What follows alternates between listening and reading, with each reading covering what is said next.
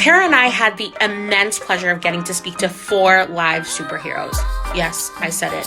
Superheroes. Now, we call them superheroes because they are. Not only are they talented, beautiful artists, but they are also amazing mothers. We wanted to ask them what their experience was like in balancing work life and home life, and they were so candid, honest, and open. Thank you, ladies. But before we jump into the video, I just wanted to take a quick moment to wish each and every one of you a happy holidays, a Merry Christmas, a happy Hanukkah, and of course, a happy Kwanzaa. Now, without further ado, please enjoy the video. All right, hi everyone. So we're just gonna jump in. The first question: did you have children before or after you entered the industry? First. Sure. I'll go first. I had already entered the industry once I had my child, and I'd been in the industry for about 13 years before I had my child. Wow. Yeah. Mm-hmm. And what was that experience like for you? Once I had, well, the thing was, I'd reached that age where I was like, I want a kid. And I would find people in companies I was working with and who had children, and I would specifically say to them, is this possible? Because with these hours, with these contracts that take you away for months on end, you know, how is this really doable? Like, you must have a very understanding partner, or if you're a solo parent, you know, how are you making that work? Are all theaters cool with having you bring your child? Are they going to help you find childcare? So like, I assembled a lot of information from other people just to get their experiences before deciding that, yeah, I'm going to do this. And when it happened, it was a surprise. Like, it wasn't planned by any means. And even though I had all the information, I was still kind of like, after the fact, I was like, oh gosh, ooh, okay, so I guess I'm doing this now. So yeah, it was a big change, but that's another conversation that we'll get into later. But yeah, it was the initial, you know, shock of it actually happening was a lot to wrap my mind around. I started as an ACTRA member when I was 16. So I had been in the industry for many, many years without doing the math, but it had been a long time. And I always knew I wanted to be a mother, but there was that like difficulty pulling the trigger of like, one more contract. No, just one more contract. Like when is a good time? You know, every time and no time. So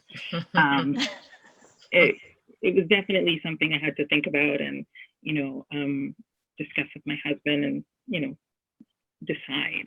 That was how we did it. Yeah, I was in the industry before Gray came along.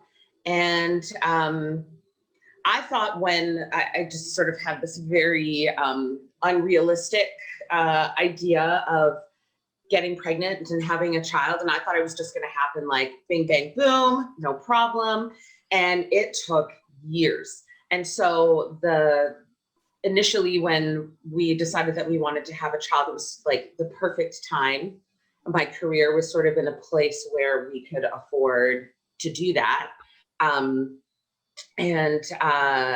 then 3 years passed by and Gray all of a sudden, bing, bang, boom, surprise. And it was right when my career had started gaining this real momentum. So it was like the most inopportune time to have a child. You know, I just sort of, I worked him into the fold and I made him a part of everything that I did. He always came to rehearsals. I was on stage at Calgary Folk Fest 10 days after he was born, and he was backstage with big headphones in a stroller. You know, like work did not stop. It could not stop. So I just incorporated him into the fold.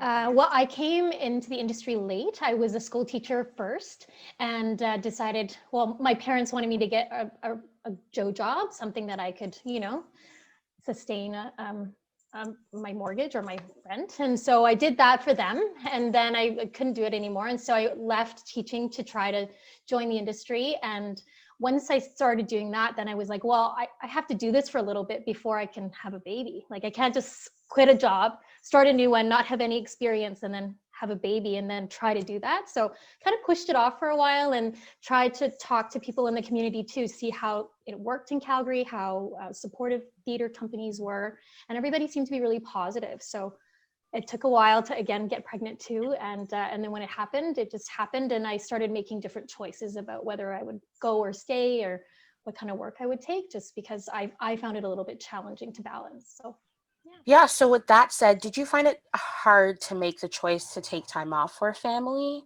Like, was that decision really strenuous on you, or no? I think because it was took some time and some difficulty to conceive. I think for me, I wanted to just take that time and be with my son. My husband had some medical issues, like he had cancer as I was pregnant. Actually, I found out I was pregnant, and so because of that, I think that really helped me make the decision to just stay at home with my family until we were well, and then I could kind of go back out into the world again. So, Yeah. How about you all?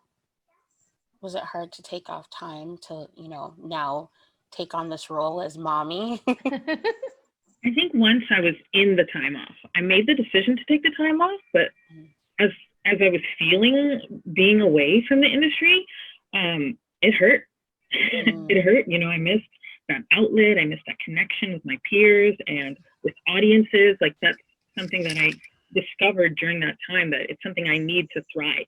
That's something I need. Art in my life. I need to create. I needed that. So it was really cool to have that self-discovery and to be able to devote myself to my family at that time. But it hurt. It hurt a little bit. Yeah. Yeah, I think for me, in terms of time, I got pregnant on contract and finished my contract at 8 months pregnant, and then he came. Sorry, wait, how long are you pregnant for? You're pregnant for 9 months. It's been so long, I forgot the actual timing of pregnancy. No other babies coming out of this. Anyways, so yeah, I was working until 8 months pregnant, and then he came the 9th month, and it was cool being in that mommy cocoon that you all get into, because all you see, you have this tunnel vision and you're focusing on this one particular new life that you've created, and it's amazing and it's awesome, but it's also tiring. And as Tiffany, I think you said, you begin to miss the art. So I was like, I told my agent, just keep on submitting me for stuff. Because I'm hungry. For me to be the best mother possible, I need to still be able to do that. Yeah. And so I was lucky. My first gig, he was 3 months old. It was a TV gig, and I could take him on set. Wow. So that worked out. But I knew I needed that, because I don't want to say I'm not a nice person, but I'm not my best self. Not my best self when I'm not doing something. So yeah, that was a struggle. Yeah. Well, I didn't really take time off. And I think I had the fortune of being sort of in the midst of building my own theater company in Calgary at the time. So I could curate this environment that included mothers, and it included spaces for me to be a parent and sort of take things at a pace that was suitable for me and what I needed at the time. And certainly I gave myself little breaks and time off here and there, because otherwise I'd die. But I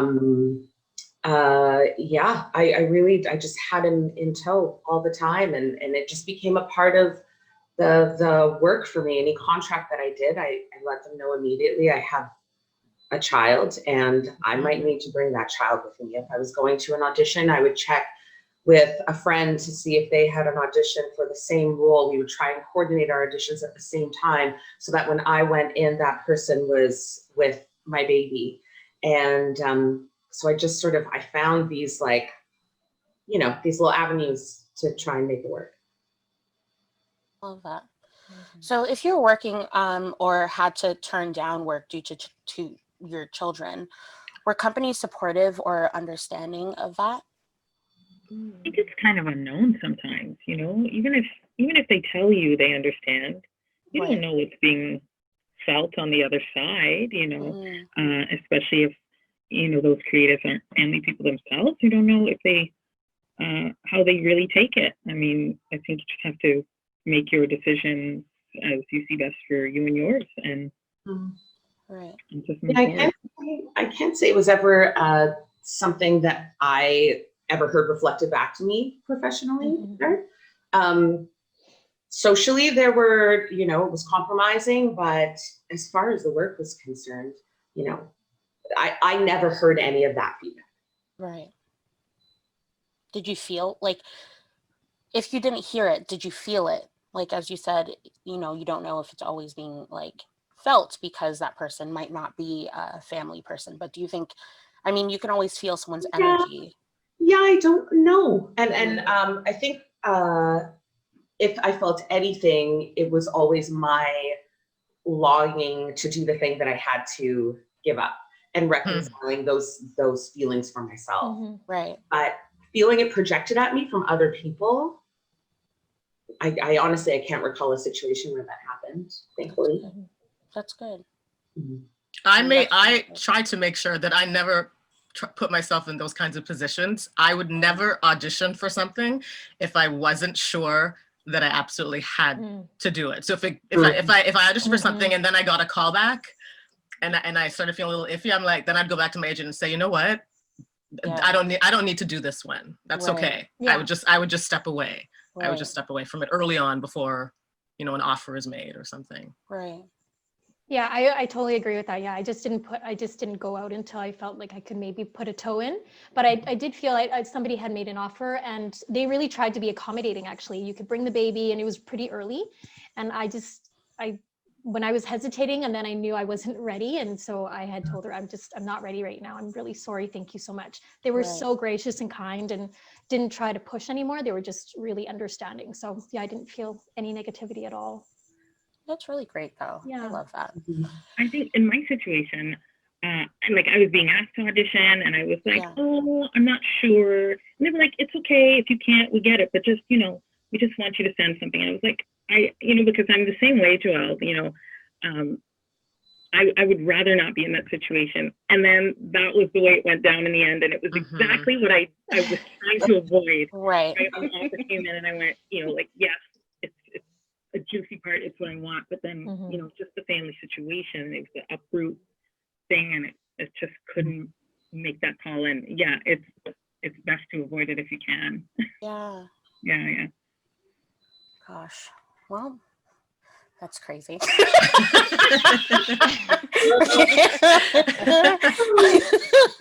All right, so how do you balance work and life when you're away on contract? Not expert, but not poorly. I just know. The sustainability of that is so problematic. And I honestly, I'm not really even sure how to answer that question. I will say, so I basically left my child for a year. And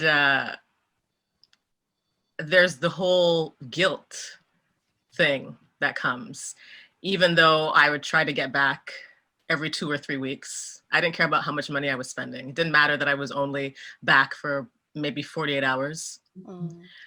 I would go back and forth as much as I could. But what it ended up feeling like was I was living 2 separate lives. I had this life where I was kind of a single person. And then I had this life where I came back for a few days and I was mommy, like 100% mommy. Right. So yeah, and sustainability, that's you know what, COVID is an interesting thing. I'm like, we can't escape COVID in any conversation we have. Yes, go ahead. Because it's a blessing in a way because it forced me to come back. I don't know if it would have come back yet. I knew I was, you're thinking these things out, this contract, you're when you get one thing, you have sights on other things. But it really made me be like, whoo, it was like a slap in the face, go back home. Yeah. You have a perfect chance to go back home, go home, and you'll deal with that situation once it arises again. But right now, take it and go home. So I don't think there's any one answer to this question. I don't think there's any perfect way to be away working on perfect Catholics. recipe. No, not at all. Not at all. No, but it's so true what you said, Jewelle, about leading 2 different lives. It absolutely was that.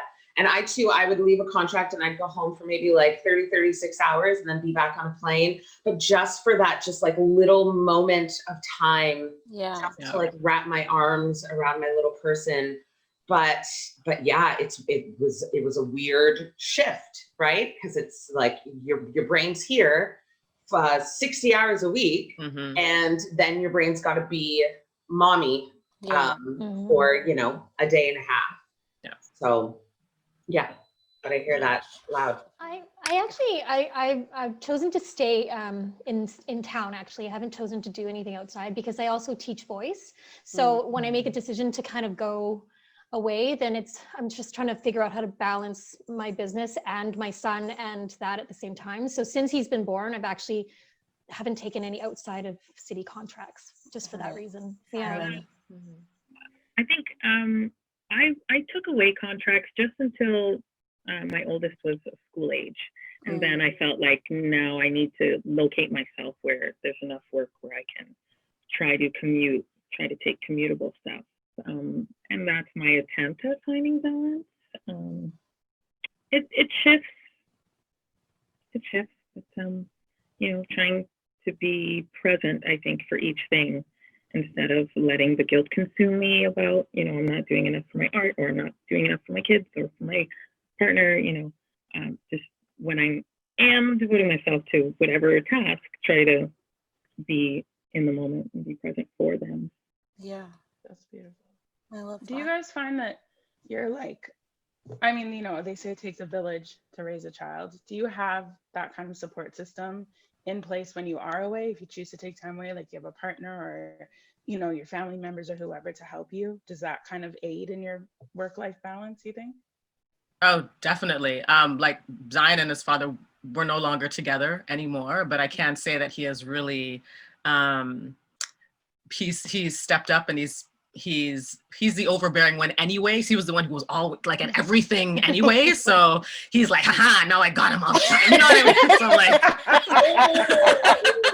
not in a bad way. I'm just like, I'm lucky that he's already like that. And then my parents are very, you know, I'm very lucky to have them well enough, healthy enough to be able to pitch in and stuff. And my mother even brought him to New York, you know, for me at one point in time and stayed. So yeah, they've been very, what's surprising me is how they understood that I had to go. There's been no guilt from that end. So that helped me. And that's a major thing with the support that I got, you know. I love that. That's great. Takes a village. It really does. It really takes a village. My family lives in Toronto and New York, and Grayson's father's family lives in Calgary and surrounding area. So his dad certainly had access to family members out there when I was away on contract, and Grayson would be with his dad. But I've also got my chosen family of friends in Calgary as well who stepped up in a really major way. And so, you know, they've got like their weekly date nights with Grayson, or, you know, little projects that they do, or like they always have, like, there's always something that they have planned. And mind you, I'd get a little jealous sometimes. He'd be like, can't talk right now, I'm hanging out with so-and-so. Like, they're my friend, by the way. That's my best friend. But so grateful that there's a little piece of me and like the way that I would do things and the way that I raise him and the things that I want to instill in him, that like that component was still present, even though like physically I wasn't there. That's so important. Yeah. For myself, I couldn't have had the success that I did in taking my daughter out to different provinces when she was 1 and 2 years old. If it weren't for my husband, he was super supportive. You know, when I said, you know, can we do this? Can we all go? And he said yes, and we were able to do that for a couple of years, just be a unit and just go together. And he just put everything on hold and supported me in that. So I gotta give him a shout out. Yay! Yes. Yay! Amazing. I have a very supportive husband, but my mom and my dad, my mom has actually been a big shocker for me because they kind of said, when you're grown, like I'm kind of done. But when he came along, I think it surprised her how much she wanted to be a part of that. And my in-laws, everybody actually lives within a 15-minute vicinity of me. So our in-laws, our brothers and sisters, everybody lives. So everybody's super supportive, and finding babysitters in our life that work too to make up the rest of the time has been a journey. But now we found them, and it's awesome. So yeah. That's amazing. Yeah. I love that. When I have kids, they better be there. Gives me hope. Gives me hope. All right. So the next question: do you believe you have to pick one or the other, whether it be family or career? Ish. Mm-hmm. I think that there is room for balance. And I think that the example that I have the opportunity to set by maintaining a successful career in the arts is integral. But family will always come first. You know, so if it was a push come to shove situation, obviously. But I think, yeah, as long as a healthy balance can be maintained, which I think is possible, one can have both to some degree. Yeah. I think at different points in your life, that answer fluctuates. As my child gets older and he's more aware of what mommy does, there's more room for me to do what mommy wants to do in terms of her career, which is important. But I always try to maintain whatever I'm doing. I will never miss a birthday. I will never, but you know what I mean? There's certain things that will always take precedence. If I have to call out, if I have to lie, you know, it's that, you know, you gotta choose. I don't want to say choose, but I mean, it just, different points in time, you know, it's a balance thing. Like Janelle said, it's a balance thing. Right. I think you have to prioritize and leave room for those priorities to shift, right? Situation, it's where you're at. It's who needs you more. It's how much of yourself do you have to give it at that time. So, yeah, I don't think you have to choose point blank one or the other. I think it's very much like what the other ladies are saying. It's like finding that happy place, finding ways, you know, for it to work for you. Something we mentioned earlier is talking to other moms in the biz. You know, how are you making it work? How can I pull from that example? There's so many examples that we have of mothers who were doing it that gave me the courage, you know, to make the leap. I'm just going to say ditto to everything they said because I don't think I can say it any better. So ditto. But it gives me hope to know that as he gets older, I think maybe I'm starting to get more comfortable to feel like I can maybe step away a little bit more. I think I'm starting to feel that. So I'm excited for that now. Yeah. That's awesome. And I think it's important for you as an individual too, right? To feel that like comfort. Yeah, absolutely.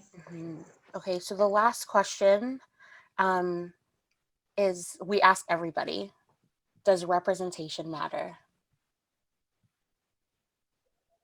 Yeah. Yes. There is only one right answer. It's a trick question.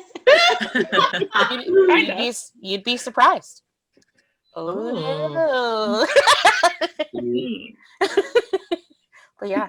You know, when I was thinking about that question, because it was with all the motherhood questions, I was like, obviously representation of different artists and stuff, but also as a mother on stage. I was thinking about representation of mothers on stage as well, and just how sometimes it's just so stereotypical in terms of the role and things that they do. So I think with that other piece as well, to have representation of full humans on stage in the mother role on stage, I would really like to see more of that as well as everything we're talking about, Absolutely. I love that. Yeah, I agree with that, Selena. Representation, and then the intersectionality of that. Is so important. And yes, it matters.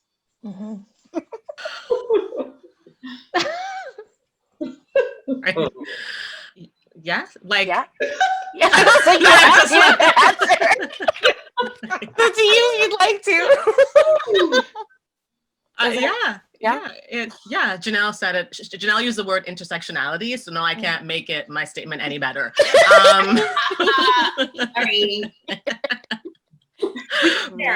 But yeah, no, okay. Yeah. There was a moment after a show, and instead of doing backstage tours, I'm forgetting theater lingo because it's been so long. Instead of doing backstage tours, people could come on the stage and just and talk with the artists and the actors and whatnot. And this group had come, and there was this beautiful young dark-skinned black woman who was amongst the group, and she kind of hung back while the others were like, "Oh my gosh, that was so good! Blah blah blah. We love the show," and that was fine. And then as they dispersed, she came towards me and she just had tears in her eyes, and I'm like, what's wrong? And then she was just like, to see a dark-skinned woman in a leading role, in such a role I have never witnessed or experienced before, so thank you.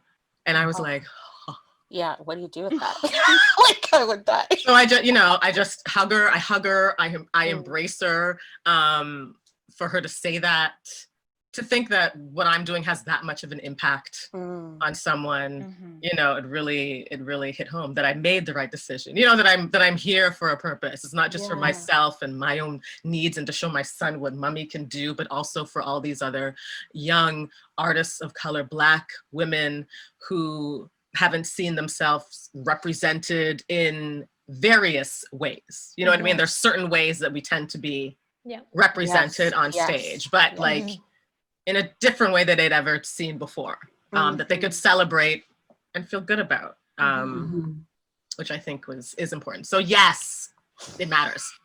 I love that. Sum it up. Yeah. Okay, so now for the light festive questions.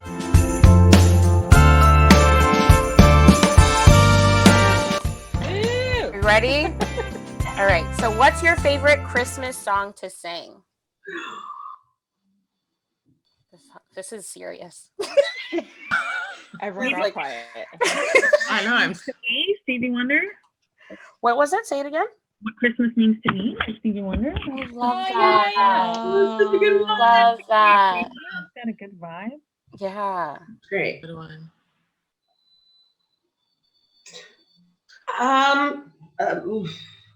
Holy Night. Oh, Holy Night.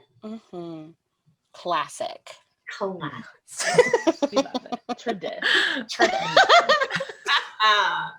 In my car, it would be the Mariah Carey All I Want for Christmas Is You. Yes. Again, classic. Obviously. Yeah, in my car. A Christmas isn't complete if you don't listen to 100%. All I Want for No. Christmas. Yeah, secret guilty pleasure. Yeah. Never secret.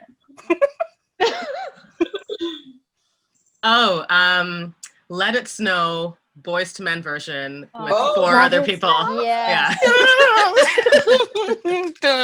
I'm surprised you didn't say something off. If you get Fates Aloud, your Christmas album. Let's take a moment. Oh, Yes. thank you. Okay. The full album. Got that in there right quick. Okay. Anyway, Plug. moving on. Shameless, but not shameless plug. You're welcome for it. Oh, thank you. Okay. All right. So next question. Would you rather go sledding or stay indoors? I know my I'm answer. exciting because I have the kids.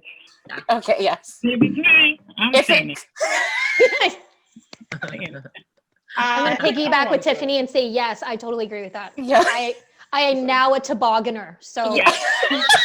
and with no snow pants. So I wear 3 layers of leggings. I need to find snow pants, but they're all gone right now.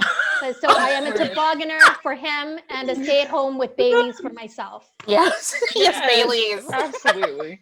You should try to find snow pants in the summer because that's when no one's gonna buy them, right? Yeah, I they're didn't- down. I didn't Yeah. think that now I'm ready. Now. Now. Next Now. time, 2021. I'm ready. 2021. I'm gonna be on that. She's set. How about In Calgary, sledding for sure. In Toronto, indoors. yeah, but you like to be outside, so I love being outside. I don't. Walking. I don't at all. Yeah, I don't like the cold at all, but sledding because it's fun and it's only for a short period of time, like seasonal. It's only for a short period of time in the season, Right. so take advantage. How about you, Tara? Would you like to go sledding or stay indoors? I love a sled. I love Right. tobogganing. I See, do. I'm the only one. See, I'm lazy, so the issue isn't going down; it's coming back up. So I'm just like, I'll watch, or I'll go inside. Okay. Next question: would you rather a snowball fight or building a snowman?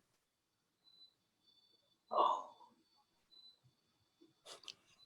I think building a snowman. Yeah. Do you want? I don't like to get hurt. Like I stub my toe and it's an experience for anyone around me. Like I'm a big wimp. I can't get a paper cut without screaming and someone going, "Oh my God, what's wrong?" And I'm like, maybe Paper cut. like Right. oh, I'm so annoying. So yes, definitely building a snowman. Okay. Thank you for your honesty about that. That's great. You're welcome. You know me, you've experienced it. I'm saying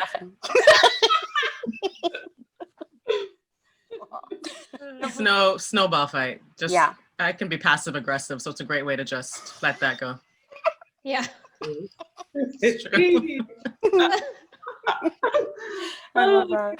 A snowball fight for sure. I Yeah. like feeling like I'm in like covert ops or something and hide and Yes. make little hiding. piles of snow and get it ready. Yes. Yeah. Yeah. I like that. Keep going.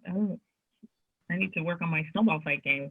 I'm definitely more of a snowman because it's creative, it's artsy. Mhm. Like, Yeah. that's totally my speed. How about you, Tara?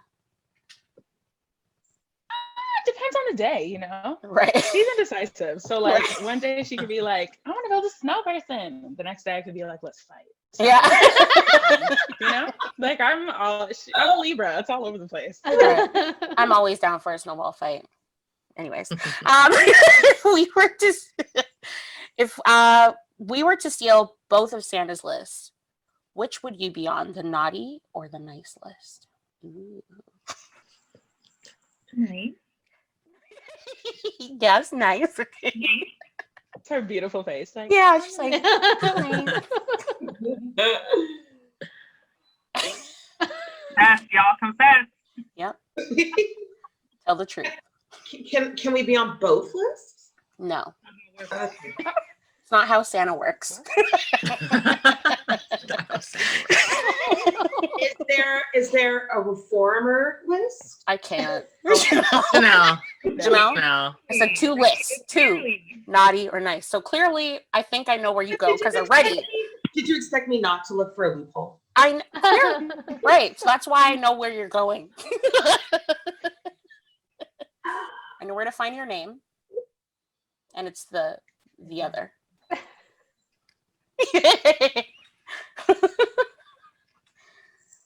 Jewelle? Nice. I was good this year. fair. I mean, That's that is the That's- requirement. Are yes. you naughty or nice this It's year? here. So very good. List. Okay, so everyone's nice. Nice. Yeah. I think Okay. everyone should be on the nice list for 2025. Absolutely. You know what? Yes. Absolutely. Except Mhm. for one person. Oh yes. We all know who that Except is. for one Yes, person. we. Yep. Wait. Yeah. Who is it? Let me in on the let me in on the joke. Rude. 40. Anyways. All right. Okay, what was Christmas like for you when you were growing up? It was amazing, but Mhm. also painful because my parents made a rule that you can only open so many gifts each day. So they stretched out Christmas for And for like as long as 3-4 days. Like Wow. this day. Like on Christmas Eve 1, on Christmas Day 2 or 3, on the next day another 1 or 2. Like Stop. Oh my gosh. Torture. That's They are on the naughty list for that. True. Facts. It's not nice. Hmm. It's I torture. tried to do that with my son, and he was like, "You need to take that somewhere excuse else. me. That's not happening. That's not happening, mommy." He's like, He excuse me, said, mom. "Hell no." I don't understand. Yeah, it's like, no way. Oh my god. That's amazing. That's amazing. Christmas wasn't really like a big deal at our house, you know. And apparently my mom said one year we got lots of gifts, but we didn't appreciate them. So after that 1 year when It's we were like, really that's it. young, she Oh, no. said, that's it. And gosh. from now on, you got one gift. And she told us the price was $35. And this is when we were little. So Right. it's still the same, by the way. I want to just add now Yeah. it's still this limit, which is fine. Yeah. So when you're like, you have all these, when Jewelle said she had all these presents to open, and I'm like, oh my God, you had more than one. That seemed incredible to me. But it was just it was interesting because we were always kind of stuck in the house together, and people either had fun, but we ended up it was quite tense because we were stuck together. We couldn't go anywhere. And so when you had asked me asked us like sort of what's something you remember about Christmas, was when I started working at Starbucks. They asked, does anybody want to work on Christmas Day? Because it's 2.5 times. And Yes. but because nobody wanted to work it. And I was like, me, I want to work it. So, Right. Because then I got to get out, and it's so random to say that. Now I like Christmas now, but back then it was always kind of a touchy time. So what was the best or worst Christmas gift you ever received? Oh. So I had, and hopefully she never watches this, but I had just started dating my ex-husband, and his parents were not fond of me for whatever reason. We'll leave that somewhere else. And it was, so it was the first year that we were together, and I went to their place. They live in this small town, maybe 2.5 hours outside of Calgary. So first, I go over, things are a little bit awkward, have a couple drinks to try and like calm myself down. And we go to this outdoor performance. It's so cold, by the way. We go to this outdoor performance of like the Christmas story. And the wise men come out in blackface. So that was number one. I was not expecting that, but okay. I was not expecting that at all. Number two, we are on Christmas Eve opening our gifts, and they had set us up, me and my ex's brother's girlfriend was there as well, and had set us ladies up with this idea that we were getting the exact same gifts. And so one by one, we're opening each of our things, and there are all these like little trinkets and stuff. And we have the exact same things in our cute little stockings. And then comes the big gift, and it's in a box. I assumed it was clothing. So she opens up her box first, and it's this beautiful, like heather gray knit sweater with a little mock neck and these beautiful buttons and gorgeous cuffs. And I was like, ooh, I'm gonna look cute in that. So I go and I open up my box. I'm scared. And inside my box is, and the tag verified, was a big red Christmas fleece in size 4X with embroidered patches of Christmassy things, Christmas paraphernalia, I can't. all over it. Uh-huh. We were asked to put on our sweaters and wear them No, for the like rest of the day. absolutely not. Oh no, I put my sweater on. And then I went to the bathroom and had a little cry, and I wore my sweater. But sweater has now found a home in a landfill somewhere. But there was Absolutely. that. And then to top it all off, on the Sunday, we went to church, and I sat there and listened to the pastor condemn homosexuality for an hour and a half. It was by far the worst So that experience. sounds like, yeah. Oh, so awful. It was so Jesus. awful. Yeah. So That's I'm my sorry. that's yeah. yeah. Wow. It was scarring for a while. Took a while to get past. I'm well past it now because I no longer seek the approval of those people. But yeah. That sounds rough. Becky, I'm sorry you had to have that you had that experience. thank you. Thank you. I appreciate that. Oh, Jesus. People are not right sometimes. Honestly, I can't. And Naughty list. naughty. List. Mhm. Not even on the list. Yeah. None of them. They didn't make the list. Well, true. That Not part. not Any either. list. That part. Ooh. I'm sorry. Mhm. Oh, well. I don't know how to wrap that up. Sorry. Here, I can give a funny one, but it wasn't like I wasn't Okay. I didn't think it was funny at the time. Right, okay. I'd been dropping these hints that I want to go to Trinidad for Carnival. Of course, my naturally. parents- Continue. Naturally. Naturally. So, mommy, daddy, I'd really like to go to Trinidad, Yes. And so, Christmas comes along and I see this envelope on the Christmas tree and it's for me and it's from my parents. So I'm like, yes, that is the ticket. Yes. That is the ticket. Going to Trinidad. Going to Trinidad. And I open it and it says, Jewelle, we couldn't afford a ticket to send you to Trinidad, but we got you this. And then my parents come rolling down the hallway with new luggage. Wait a minute. They gave me luggage. They didn't buy me a ticket.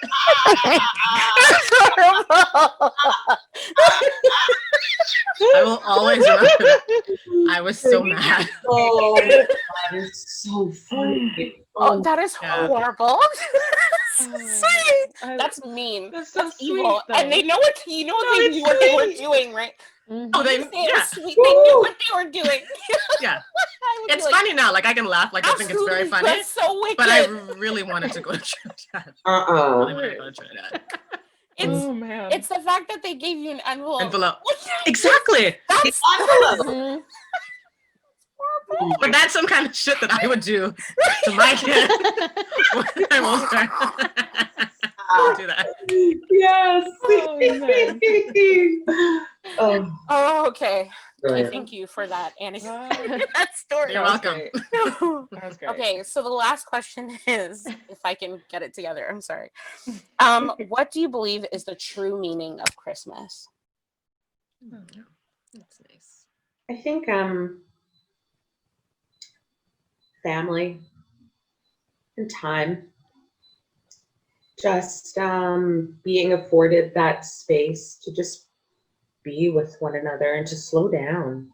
Mhm. 'Cause especially, I know that for myself, like even coming into this discussion today, I like flew into the couch, right? As I was logging on to Zoom. I feel like I'm always sort of like flying somewhere. But I'm really looking forward to just being in a space that I share with my little person, my little expansion pack, and just really having that family time and creating memories and building traditions. Yeah. And I feel really grateful to just have somewhere to do that. Mhm. For me, Jesus is the reason for the season. Amen. I try to remind myself of that. I'm very easily caught up in the hub of holidays and the pressure to do all these things. But when I have those quiet, still moments by myself, that's where it is for me. Mhm. I struggle a lot with what it really is about. I'm not a very religious person, so I don't come at from that point. I can appreciate it for other people, but I don't come at it from that part. And what I'm finding and I'm struggling with is the consumerism of Christmas right now. And so I'm longing for the day when it's a day where it's not about necessarily giving those material things and the expectations that comes with receiving those material things from, we all do it. Like, oh, I can't wait to open that one and see what I'm getting. Like we all do it. I wish it could just change to being something like acts of service or just time, like forget the actual gift giving. I would actually love that, because then I think then I would really feel what I'm supposed to be feeling at Christmas time. Yeah. I think in the little time we've shared, Christmas, as you know, has not always been great for me. And so I've really made a conscious effort since I've had a little person to try to make it a positive experience. And so I think with COVID, especially, being creative about how we spend our day together without all the hubbub, without all the family, church, and all those things, trying to find a way to connect together, be outside, or just look at lights, find new ways to connect that way. I'm really excited about what that new memory will look like this year. So, How about you, Tara? Christmas has always been about family and food. Y'all know me. I love to eat. So like food guy. Like I love food. So it's always been about food, always been about family. We used to go to church on Christmas. I don't think I appreciated it so much until I stopped going and realized that that's something that I do need to focus on Christmas. So I feel you on that, Tiff. And I love to give gifts. I love receiving gifts, but this year we decided we're not doing any gifts because one, money, and two, because it just it doesn't really matter for us personally, like my husband and I. So yeah, I think I'm trying to reframe what Christmas means for me, but definitely family and food. I could say that for sure. Absolutely. That's great. And faith. 3 Fs. Yes. Fancy. That's amazing. Well, for me, it's family. I mean, I don't think I've spent a Christmas without my family. My family is small but mighty. It's a lot of women. There's a lot of estrogen going on in Christmas morning. And the thing is I do get caught up in the hoopla of gifts and giving and okay, thank you, Tara.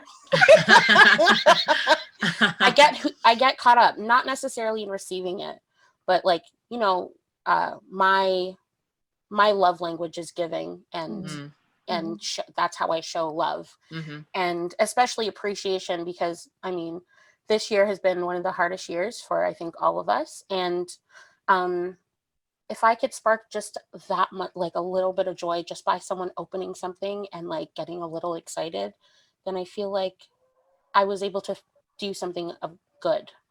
So, that's what Christmas means to me, just about family and of course God, because, nothing's possible without him. So I just want to take a moment to thank you beautiful mommies for taking time out of your days, taking some time away from your children to have this conversation with us. I know a lot of people are going to, learn so much. I mean, I have no children.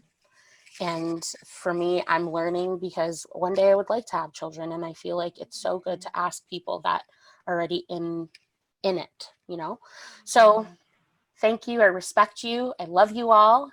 And until next time, I hope you guys have a very Merry Christmas. Thank you. Merry Christmas to you and everybody else. Thanks. Happy holidays. Happy holidays. Thank you so much for watching. Please make sure to like, comment, share, subscribe, and visit our website, musicaltokens.com, for your daily dose of female